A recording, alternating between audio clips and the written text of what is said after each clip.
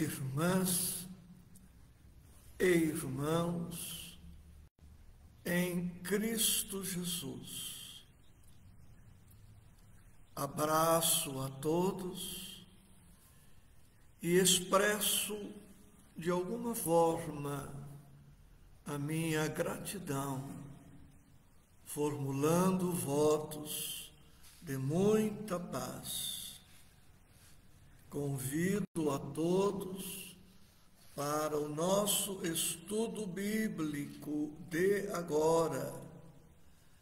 Evangelho segundo Lucas, capítulo 24, versículos 50 a 53.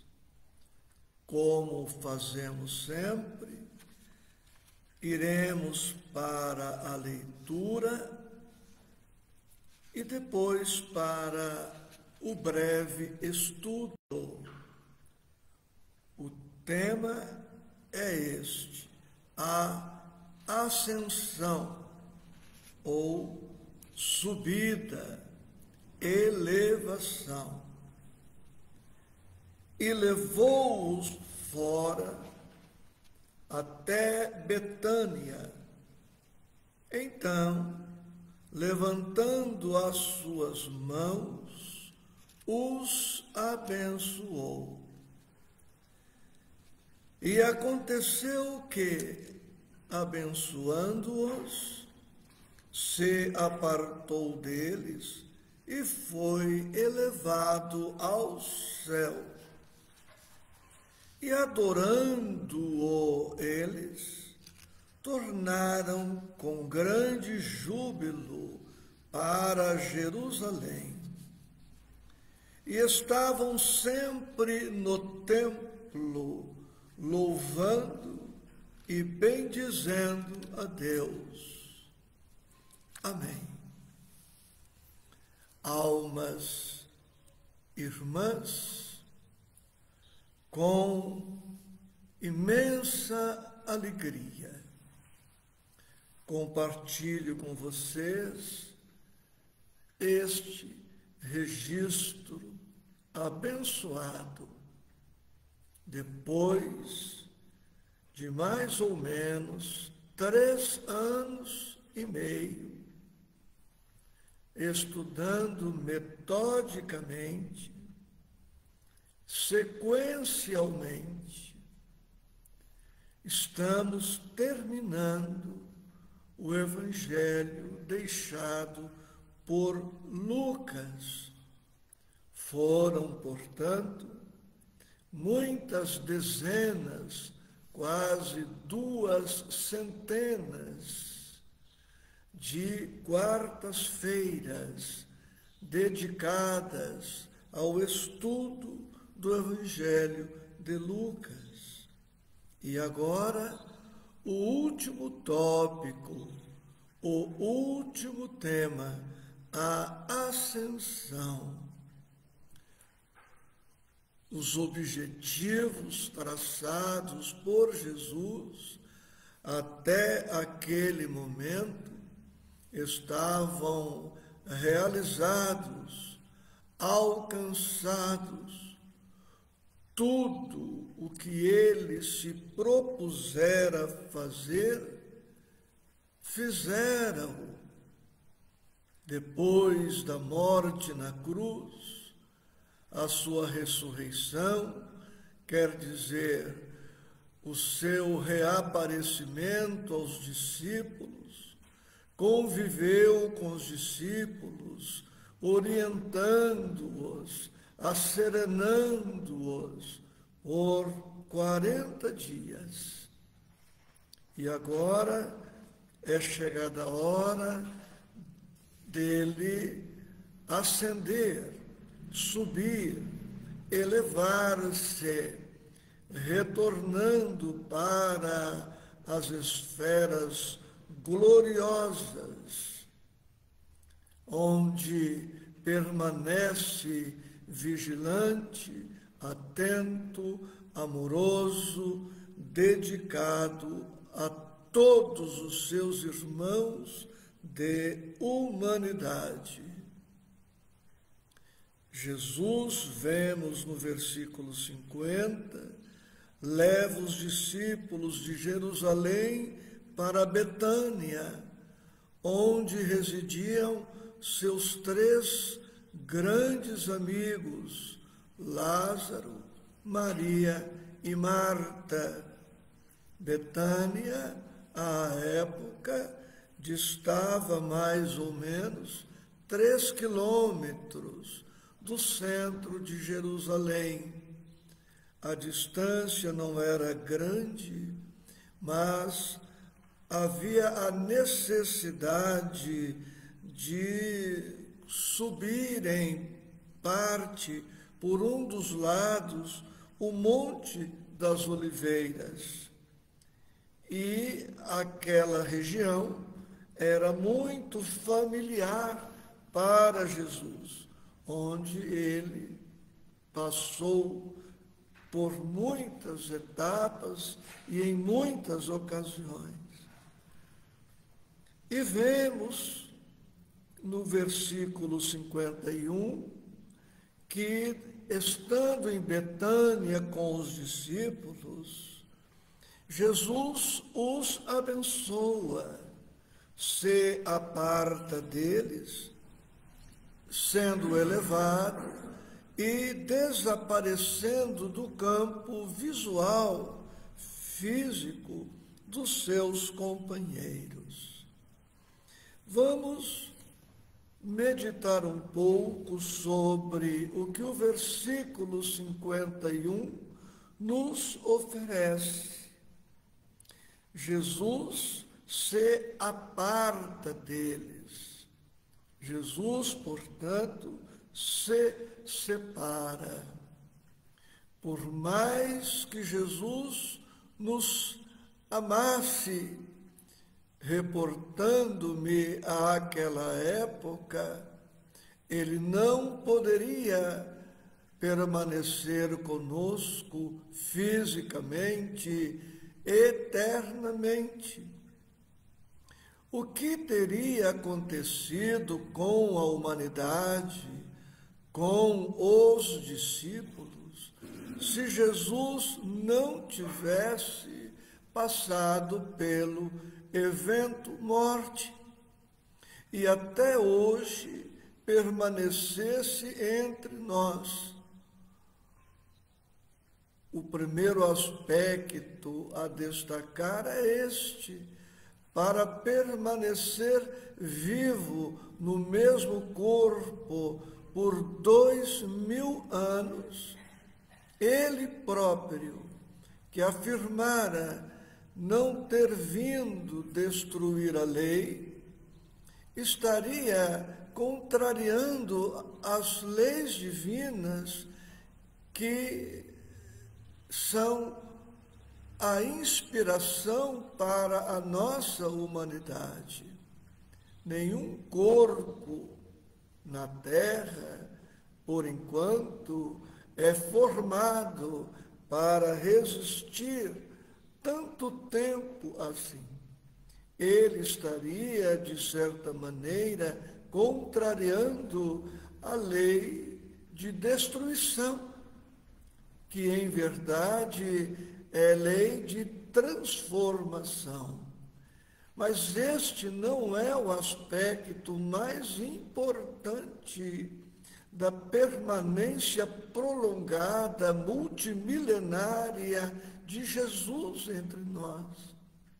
Se até hoje ele estivesse aqui, ele estaria induzindo a humanidade ao menor esforço, à acomodação, à preguiça, ao ócio, porque ele continuaria multiplicando pães e peixes, continuaria curando cegos, paralíticos, obsidiados, doentes mentais, continuaria presente, levando os discípulos ao amolentamento, e nós estaríamos viciados na transferência a Ele de todas as responsabilidades que nos pertinem. E este raciocínio se aplica de maneira bem abrangente. O que seria dos irmãos católicos se os papas fossem imortais no corpo, os papas, cardeais, arcebispos, bispos, padres? Que seria dos nossos irmãos, integrantes das igrejas reformadas, se os seus líderes e pastores fossem imortais no corpo? Que seria de nós, os espíritas, se Chico Xavier nunca morresse, permanecendo entre nós indefinidamente? Assim, os líderes do budismo, da Seitinoye, da messiânica e de outras frentes de trabalho. Portanto, nós, os católicos, evangélicos, espíritas, budistas, umbandistas, precisamos crescer, amadurecer, estruturar-nos, guardando na alma a certeza de que em algum momento nós ficaremos mais ou menos órfãos, sem a presença física daquelas lideranças tão queridas e tão importantes.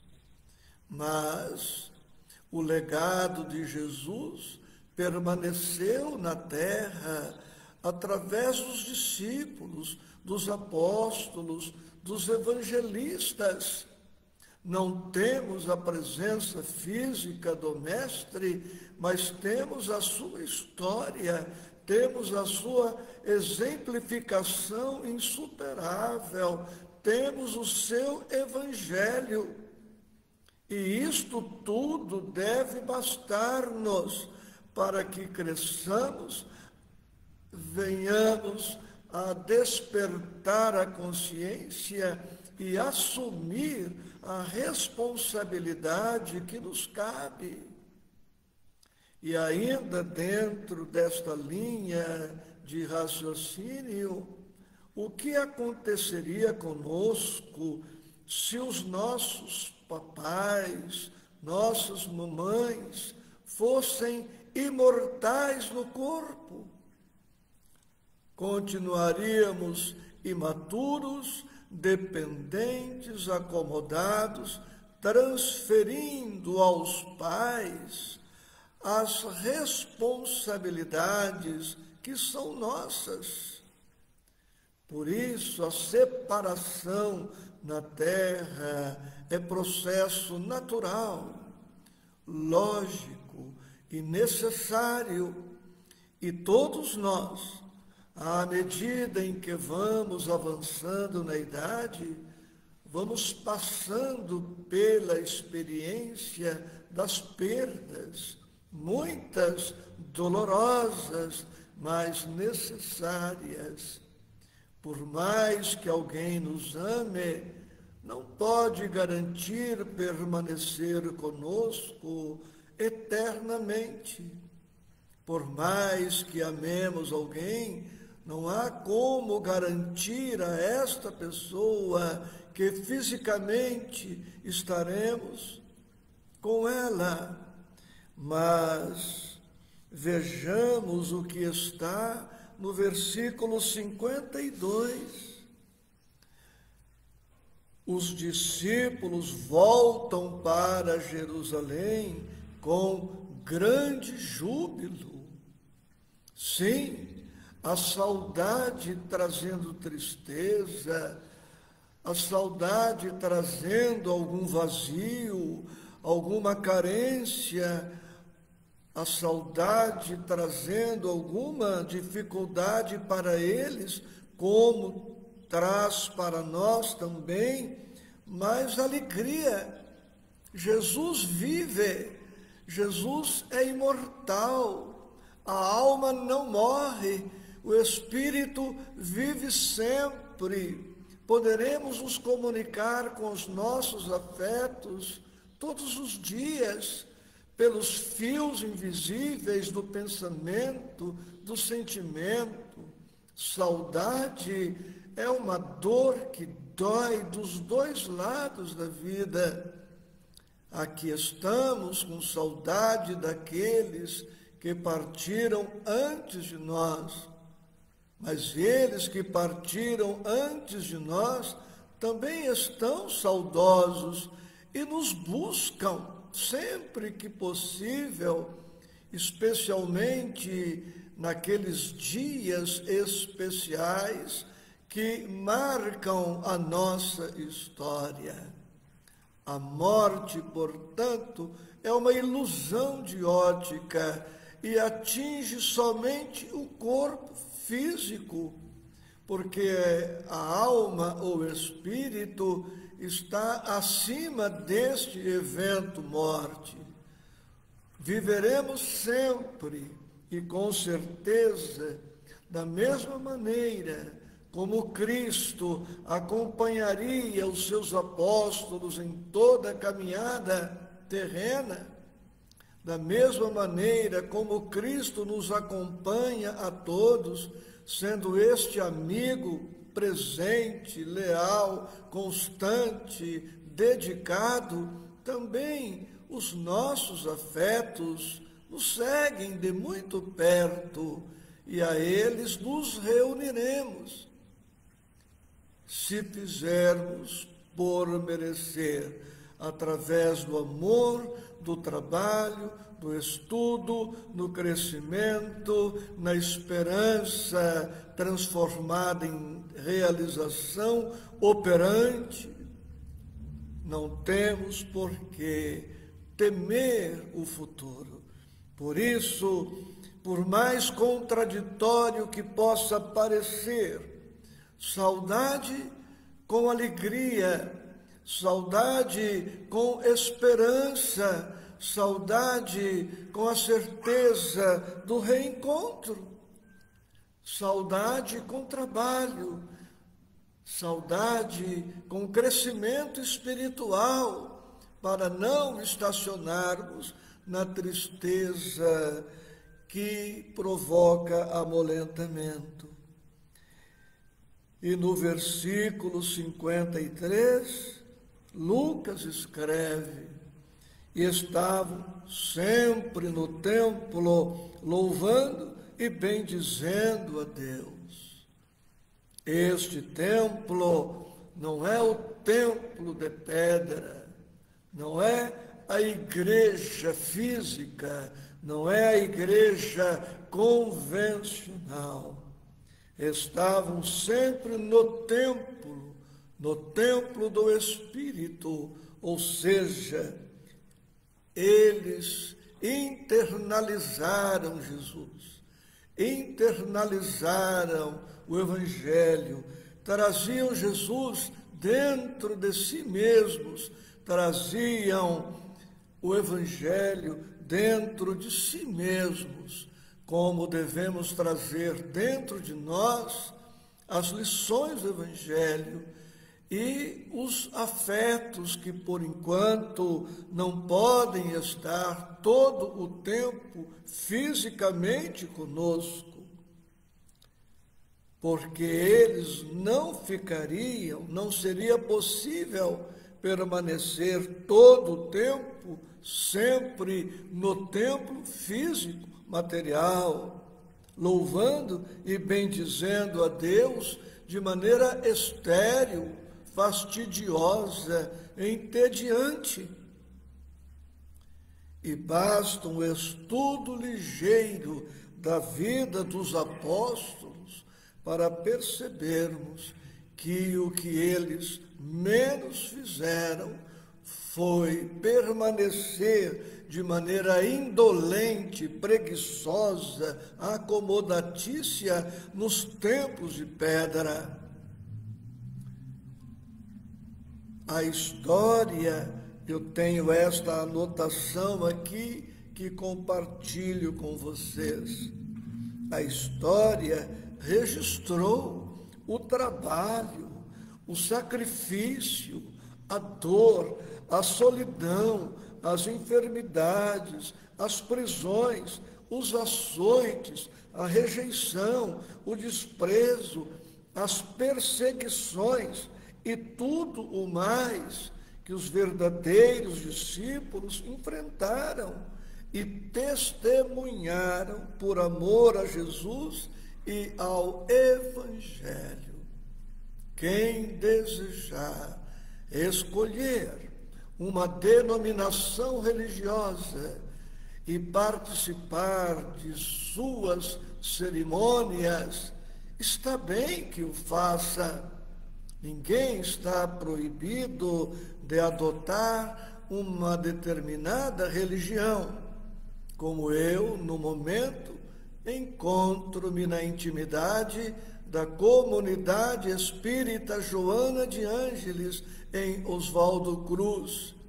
Mas a frequência a um templo não é condição essencial para a nossa intimidade com Jesus, para a nossa busca do Evangelho. Em todo lugar, em toda parte, em todas as circunstâncias, com todas as pessoas, haja o que houver, onde quer que nos encontremos, ali é tempo, ali é lugar, ali é oportunidade de comungarmos com o Mestre, de nos conectarmos com Ele, de trazê-lo para dentro das nossas mentes, das nossas vidas, das nossas almas. Lucas narra a ascensão de Jesus. E o Evangelho, nesta hora, nos está propondo a nossa ascensão. Mesmo permanecendo no corpo, como ainda estamos, podemos ascender intimamente, elevarmos-nos espiritualmente, através da escolha dos nossos pensamentos, dos nossos sentimentos. Há muitas moradas na casa de meu Pai, disse Jesus. Há muitas moradas na casa de meu Pai. E o nosso coração pode, necessita, deve ser uma dessas moradas do Pai.